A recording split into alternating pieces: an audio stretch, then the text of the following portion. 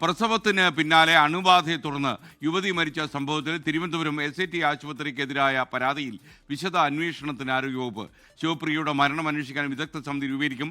ശിവപ്രിയയുടെ postmortem ഇന്ന് നടക്കും. Thiruvananthapuram SIT ആശുപത്രിയിൽ ചികിത്സാ പിഴവുണ്ടായി എന്നുള്ളൊരു ആരോപണം തുടർന്ന് ശിവപ്രിയ കഴിഞ്ഞ ദിവസം മരിച്ചു. നമുക്കറിയാം, വലിയ പ്രതിഷേധമാണ് ഇതുമായി ബന്ധപ്പെട്ടുകൊണ്ട് SIT ആശുപത്രിയിൽ ഉണ്ടായത്.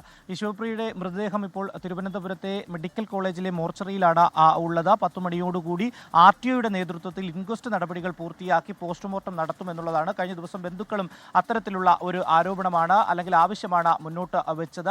ഒപ്പം ഈ കേസുമായി ബന്ധപ്പെട്ടുകൊണ്ട് അല്ലെങ്കിൽ ഈ ആരോപണവുമായി ബന്ധപ്പെട്ടുകൊണ്ട് ഒരു അന്വേഷണത്തിന് തീരുമാനമെടുത്തിട്ടുണ്ട് DME. ഇന്ന് അന്വേഷണ സംഘത്തെ പ്രഖ്യാപിക്കും എന്നുള്ളതാണ്. അന്വേഷണ സംഘത്തിൽ ക്രിട്ടിക്കൽ കെയർ, അതുപോലെ തന്നെ ഇൻഫെക്ഷൻ ഡിസീസ്, ഗൈനക്കോളജി വിഭാഗം മേധാവിമാരെ ചുമതലപ്പെടുത്തും എന്നുള്ള വിവരമാണ് നമുക്ക് ലഭിക്കുന്നത്. ഈ ആശുപത്രിക്ക് പുറത്തു നിന്നുള്ള വിദഗ്ധരും ഈ അന്വേഷണ സംഘത്തിൽ ഉണ്ടാകും എന്നുള്ളതാണ്. കഴിഞ്ഞ ദിവസം കുറച്ച് ആവശ്യങ്ങൾ BJP നേതാവ് V. മുരളീധരൻ ഉൾപ്പെടെ DMEയുമായി നടത്തിയ ചർച്ചയിൽ മുന്നോട്ട് വെച്ചിരുന്നു. ഇവരുടെ കുട്ടികൾ, 2 കുട്ടികളുണ്ട്. ഇപ്പോൾ പ്രസവിച്ച് 18 ദിവസമാകുന്ന ഒരു കുട്ടി, ഒപ്പം മൂത്ത ഒരു കുട്ടിയുമുണ്ട്. ഇവർക്ക് രണ്ടുപേരുടെയും പഠന ചിലവ് സർക്കാർ വഹിക്കണം. സർക്കാരിൻ്റെ ഭാഗത്തു നിന്ന് അല്ലെങ്കിൽ ആരോഗ്യവകുപ്പിൻ്റെ ഭാഗത്തു നിന്നുണ്ടായ അനാസ്ഥയാണ് ശിവപ്രിയ മരിക്കുവാൻ വേണ്ടി കാരണമായത് എന്നുള്ളതാണ്. ഒപ്പം ഈ ഭർത്താവിന് ജോലി നൽകുന്നത് അടക്കമുള്ള കാര്യങ്ങളിൽ ഒരു തീരുമാനം എടുക്കണം. പിന്നെ RTOയുടെ നേതൃത്വത്തിൽ ഇൻക്വസ്റ്റ് നടപടികളും പോസ്റ്റ്മോർട്ടവും നടത്തണമെന്നുള്ളതാണ്. എന്തായാലും 10 മണിയോടുകൂടി RTOയുടെ നേതൃത്വത്തിൽ തന്നെ ഈ ഇൻക്വസ്റ്റ് നടപടികളും അതുപോലെ തന്നെ പോസ്റ്റ്മോർട്ടവും നടത്തും എന്നുള്ള വിവരമാണ് ലഭിക്കുന്നത്. 15 ദിവസത്തോളം നോക്കുമെന്നുള്ളതാണ് BJP നേതാവ് V. മുരളീധരൻ പറഞ്ഞത്. ഇല്ലെങ്കിൽ